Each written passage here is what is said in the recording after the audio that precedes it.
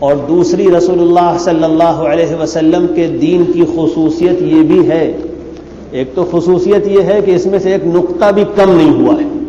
جو حضور نے دیا صلی اللہ علیہ وآلہ وسلم وہ پورا کا پورا محفوظ ہے۔ اور دوسری چیز یہ ہے کہ اس میں ایک نقطے کا کسی اور کوئی اضافہ بھی نہیں کر سکا ہے، جو حضور صلی اللہ علیہ وسلم نے دیا اس میں کوئی ایک قطرہ بڑھا سکے، کوئی ایک نقطہ بڑھا سکے، یہ بھی کسی کے ذریعے یہ نہیں ہو پایا۔ اس طرح بھی اللہ نے اپنے دین کی حفاظت فرمائی۔ جب دنیا کے دوسرے مذہبوں اور دنیا کی دوسری قوموں پر نظر ڈالتے ہیں تو اسلام پر اپنا اعتماد، اللہ کے رسول صلی اللہ علیہ وسلم کے دین پر اپنا اعتماد بہت بڑھ جاتا ہے۔ پوری دنیا میں اس وقت کوئی مذہب اور دین ایسا نہیں ہے سوائے اسلام کے جو یہ دعویٰ کرنے کی پوزیشن میں ہو کہ یہ دین دنیا میں جب آیا تھا اس وقت جیسا تھا آج بھی ویسا محفوظ ہے، اس میں تبدیلی نہیں ہوئی، اس میں اضافے نہیں ہوئے، اس میں کمیاں نہیں ہوئیں۔ پوری دنیا میں کوئی دین اور کسی مذہب اور دین کو ماننے والے اس پوزیشن میں نہیں ہیں کہ وہ یہ دعویٰ کر سکیں، وہ چاہیں بھی تو یہ دعویٰ نہیں کر سکتے۔ اللہ سبحانہ و تعالی نے پچھلے مذہبوں میں ہونے والی تحریف کا پردہ چاک کر دیا ہے، کھول دی ہے یہ بات کہ کوئی دین محفوظ نہیں، اور تھوڑا بہت نہیں، مذہبوں میں دینوں میں ان کے ماننے والے اس کا اعتراف کرتے ہیں کہ بنیادی تبدیلیاں آئی ہیں۔ عیسائیت وہ نہیں ہے، عیسائی اس کا اعتراف کرتے ہیں، اور ان کا ہر پڑھا لکھا آدمی اس کے اعتراف پر مجبور ہے کہ سیدنا حضرت مسیح علیہ الصلاۃ والسلام جو عیسائیت کی تعلیم، جو دین دے کر گئے تھے، اس میں بہت بڑی تبدیلیاں آ چکی ہیں، بہت بدل چکا ہے، سب کچھ بدل گیا، نہ جانے اس میں کتنے اضافے ہو گئے۔ یہ تو ہمارا الحمدللہ اللہ کا دین ہے، اس میں کوئی اضافہ نہیں ہوا۔ رسول اللہ صلی اللہ علیہ وسلم کی سنت ویسی ہی محفوظ ہے،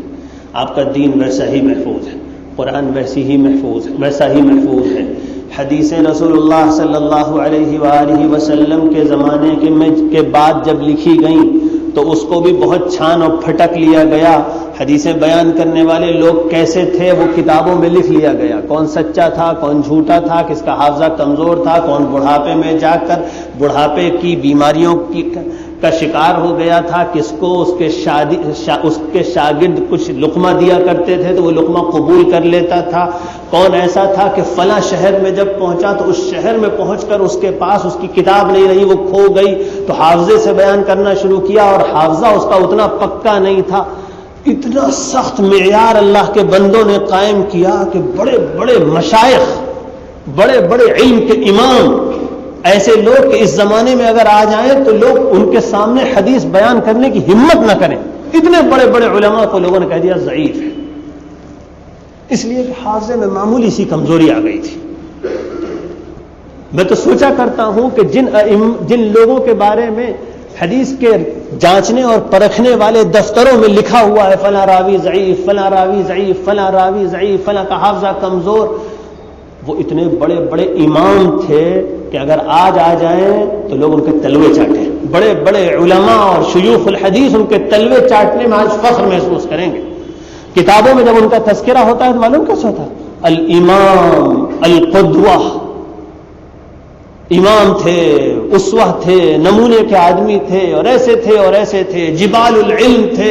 نہ جانے کہ علم کا پہاڑ تھے، اور پھر لکھا جاتا ہے مگر بڑھاپے میں حافظہ کمزور ہو گیا تھا، اور اب پتہ نہیں ہے کہ کون سی روایت بڑھاپے میں بیان کی ہے، کون سی اس سے پہلے بیان کی ہے، لہذا آدمی تو بہت بڑے تھے اور حدیث کے بہت بڑے امام تھے مگر ان کی روایت کمزور ہے۔ اس طرح دین کی حفاظت کی گئی ہے۔ دوسری طرف حال کیا ہے کہ قرآن مجید نے بیان کیا کہ کوئی مذہب اپنی حقیقت پر نہیں بچا، بلکہ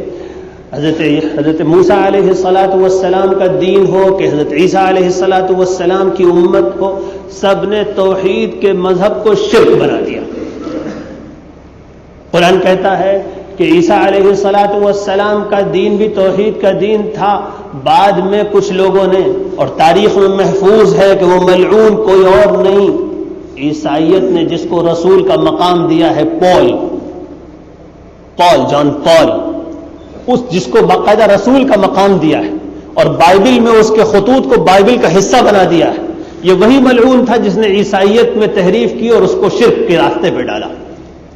اسی نے حضرت عیسیٰ علیہ السلام کو خدا کا بیٹا بنایا، اور پوری عیسائیت کی دنیا نے خدا کے بیٹے کے اس عقیدے کو قبول کر لیا. قرآن مجید کہتا ہے پوری عیسائیت کی دنیا نے اس شرک کے عقیدے کو قبول کر لیا، حالانکہ حضرت عیسیٰ علیہ السلام کا دین تو یہ تھا اور ان کی تعلیم تو یہ تھی کہ وہ کہا کرتے تھے، انہوں نے لوگوں سے کہا تھا، او لوگوں، او انسانوں، او مجھ کو ماننے والوں، اکیلے اللہ کی عبادت کرنا، صرف اسی سے دعا مانگنا، صرف اسی کو سجدہ کرنا، صرف اسی کی عبادت کرنا جو میرا بھی رب ہے اور تمہارا بھی رب ہے. پہلے انہوں نے کہا تھا اللہ میرا رب ہے، اور اس کے بعد کہا تھا اور تمہارا بھی رب ہے.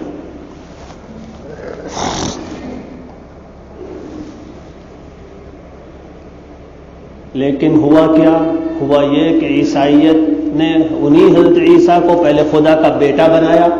پھر خدا کا بیٹا بنانے کے بعد کہا کہ نہیں، خدا جو ہے وہ 3 حصوں سے مل کر بنا ہے، 3 اقنوم ہیں اور 3 مل کر ایک ہو جاتے ہیں. اور کسی نے کہا کہ 3 کہنے کا مطلب تو شرک ہے. نہیں، خدا ایک ہی ہے. اچھا ایک ہے، 3 تو نہیں ہے. نہیں، 3 ہے مگر ایک ہے،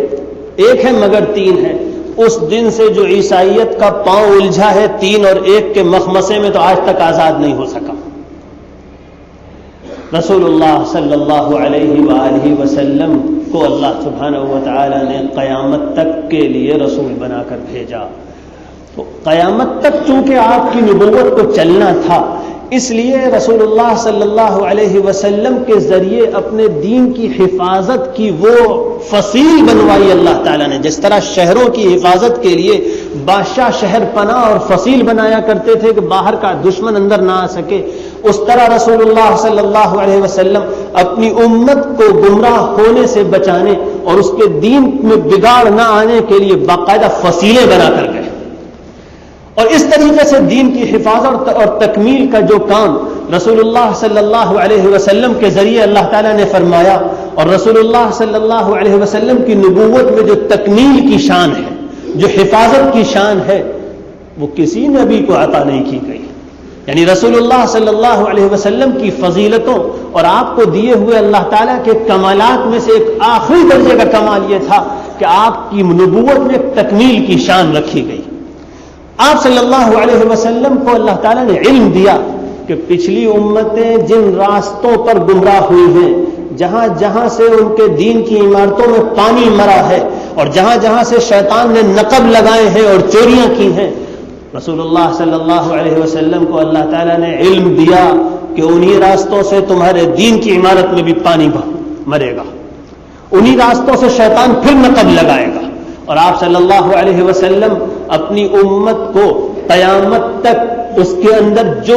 بگاڑ آئے گا، جو گناہ عام ہوں گے، جو دین میں تحریف کی کوشش ہوگی، جو بدعتیں رائج ہوں گی، سب کے بارے میں بیان فرما کر گئے، بتا کر گئے. حدیث کی کتابوں میں رسول اللہ صلی اللہ علیہ وسلم کی وہ آگاہیاں جن میں آپ نے آگاہ کیا اپنی امت کو، متنبہ کیا، خبردار کیا کہ مستقبل میں، قیامت سے پہلے، بعد کے زمانوں میں کیا کیا گمراہیاں آئیں گی. آپ صلی اللہ علیہ وسلم نے جن حدیثوں میں یہ باتیں بیان فرمائیں، حدیث کی کتابوں میں محدثین نے باقاعدہ ایک چیپٹر قائم کیا ہے،